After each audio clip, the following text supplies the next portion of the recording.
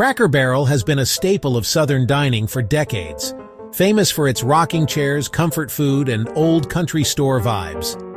But last week, the chain unveiled a new logo, and the internet went into meltdown. Today we're breaking down why fans are so upset, how Cracker Barrel is responding, and what this says about modern branding.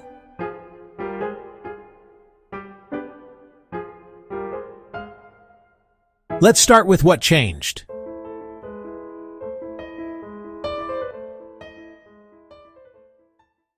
The old Cracker Barrel logo featured a man in overalls known as Uncle Herschel, leaning on a barrel, a symbol of its country roots.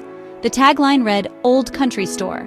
The new logo, stripped down, just the name Cracker Barrel in modern text. No barrel, no Uncle Herschel, no tagline. The change was part of a wider rebrand, with restaurants updated to feel lighter and more modern.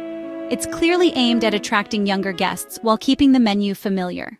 The reaction was swift and brutal. Fans took to social media accusing the chain of erasing its heritage. Donald Trump Jr. joined the criticism, amplifying the outrage online. Rivals piled on. Steak and Shake called the redesign a cheap effort to gain the approval of trend seekers. Some threatened boycotts and accused the company of abandoning the brand's roots.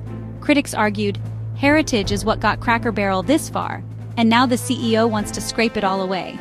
The backlash dominated commentary for days, forcing the brand into damage control.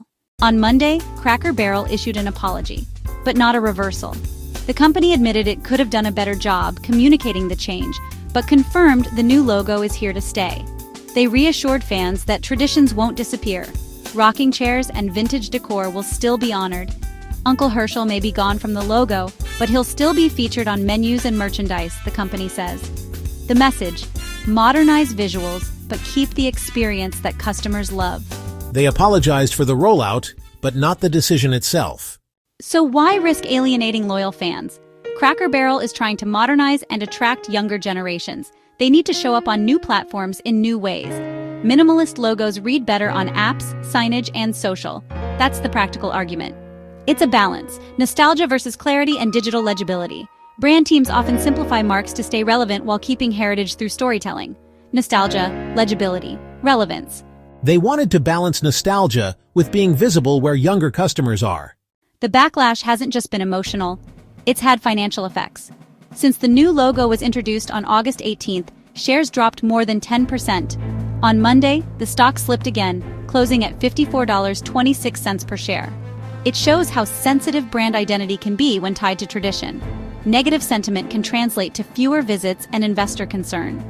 Investors watch brand perception closely. Rebrands are strategic but risky. For legacy brands, every visual change can ripple across customers and the market. Whether this new logo sticks or becomes a cautionary tale, only time will tell.